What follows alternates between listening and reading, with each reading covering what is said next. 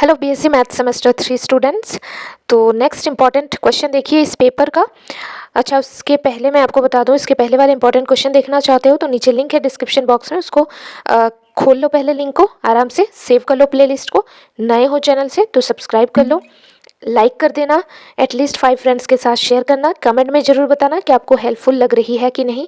साथ ही साथ आपका माइनर पेपर फिजिक्स भी होने वाला है, उसका भी प्लेलिस्ट मैंने बना दिया है और 2 इंपॉर्टेंट क्वेश्चन भी शेयर कर दी है और भी इंपॉर्टेंट क्वेश्चन शेयर कर रही हूँ, तो उस प्लेलिस्ट का लिंक भी आपको डिस्क्रिप्शन में मिल जाएगा। देखिए आज का क्वेश्चन क्या है, जो कि बहुत बार प्रीवियस ईयर क्वेश्चन में आ चुका है, that is verify Rolle's theorem for the function f of x is equal to c. Function है f of x is equal to x cube minus 6x² plus 11x minus 6 in the interval 1,3। इसके पहले आपको ये पता होना चाहिए कि Rolle's theorem क्या होता है। इसका मैंने प्रूफ बहुत अच्छे से कराया है, लिंक डिस्क्रिप्शन बॉक्स में है, आप देख सकते हो। देखिए सबसे पहले थोड़ा सा हम लिखेंगे कि अकॉर्डिंग टू रोल्स थ्योरम से हम क्या जानते हैं कि जो फंक्शन है ना वो कॉन्टिन्यूस होता है closed interval a comma b में।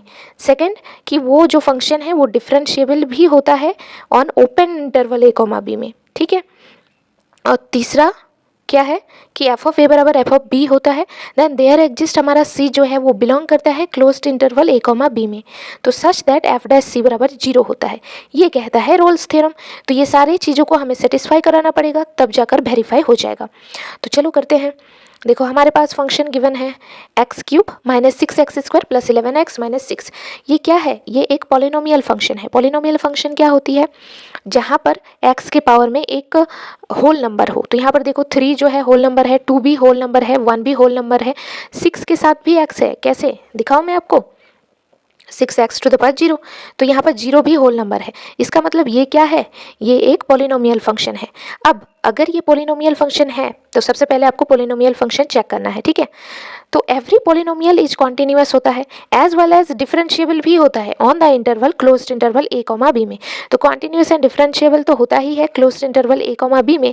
तो हम क्या कह सकते हैं कि जो हमारा जो ये फंक्शन है f of x is equal to x cube minus 6x² plus 11x minus 6, ये जो है कॉन्टिन्यूअस एंड डिफरेंशिएबल है, ठीक है। ये हो गया।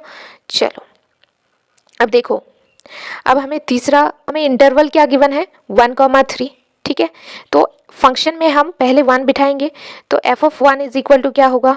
जहाँ जहाँ हमारे पास x है ना वहाँ पर हम 1 पुट करेंगे। देखो इस फंक्शन की ओर नजरें अपनी बनाए रखना, ठीक है। एफ ऑफ 1 यानी इस x की जगह पर 1 पुट कर रहे हैं, तो एक्स क्यूब यानी 1 का क्यूब 1 ही होता है, माइनस 6x², तो 6 इंटू 1 का स्क्वायर क्या होगा? 6 ही होगा, प्लस 11x मतलब 11 इंटू 1 तो 11 ही होगा, फिर माइनस 6 तो माइनस 6। इसको सॉल्व किया तो 0 आया, ठीक है। अब हमारे पास इंटरवल वही था ना, क्या था इंटरवल? क्लोज्ड इंटरवल 1,3, तो 1 तो हमने पुट कर लिया, अब 3 पुट करेंगे। तो f of 3 is equal to यहाँ पर एक्स क्यूब है विच मीन्स 3 का cube, minus 6x² which means 6 into 3 का स्क्वायर, फिर प्लस 11x मतलब 11 इंटू 3, फिर माइनस 6, ठीक है।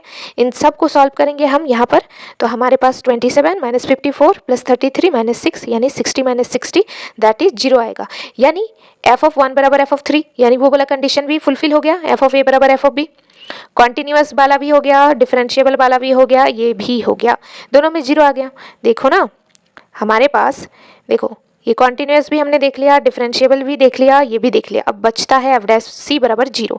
यानी अब हमें क्या करना पड़ेगा? ये जो फंक्शन है एफ डैश सी बराबर 0, इसको हम अब करेंगे। तो देखो हमारे पास फंक्शन क्या है f of x is equal to this, तो सबसे पहले हमें एफ डैश एक्स निकालने की ज़रूरत है, तो चलो निकालते हैं।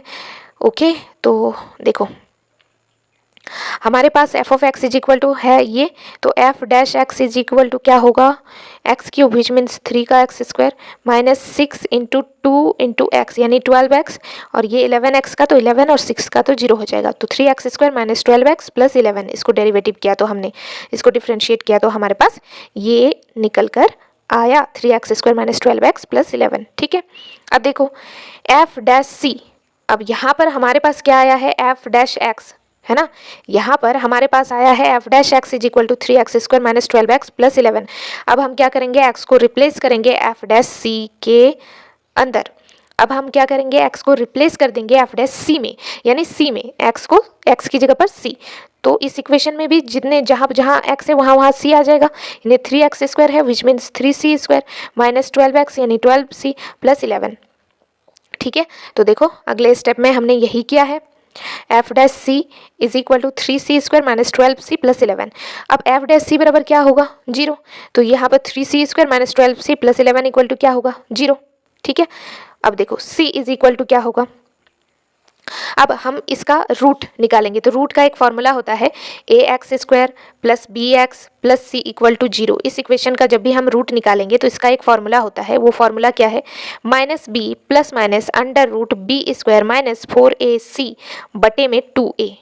ठीक है, तो देखो यहाँ पर b क्या है, यहाँ पर देखना, ठीक है, ये a है, ये b है, ये c है। ठीक है, तो यहाँ पर देखो ओके, सो माइनस बी, तो माइनस और बी की जगह पर क्या है, देखो -12, तो यहाँ पर -12 तो माइनस माइनस प्लस आ जाएगा, तो यहाँ पर देखो माइनस बी की जगह पर +12 plus minus under root b² b की जगह पर क्या है -12, तो -12 का स्क्वायर 144 माइनस 4ac, तो 4 इंटू ए की जगह पर क्या है, ए की जगह पर क्या है बताओ 3 और सी की जगह पर क्या है 11 है, तो 4ac ये हो गया, और बटे में है 2a विच मीन्स 2 इंटू और ए की जगह पर क्या है 3, तो 2 इंटू 3 यानी 6, तो हमने बटे में 6 लिखा। ठीक है, अब आगे देखो, तो यहाँ पर हो गया हमारे पास 12 प्लस माइनस, इसको सॉल्व किया तो हमारे पास ये आया बटे 6। अब देखो जरा यहाँ पे same, okay, so c is equal to 12 plus minus, यहाँ पर हो गया हमारे पास 2√3, इसको सॉल्व करोगे तो बटे में 6, तो c is equal to 6 plus minus √3 बटे 3 is equal to 2 plus minus 1/√3 होगा, इसको सॉल्व करोगे तो। ठीक है, ओके, सी अब क्या करना है हमने, c इज इक्वल टू क्या आ गया 2 प्लस माइनस 1/√3, और ये जो है ना ये बिलोंग कर रहा है 1,3 में। हमें क्या करना है, ये जो हमें क्वेश्चन में गिवन था इंटरवल, क्या इंटरवल गिवन है 1,3।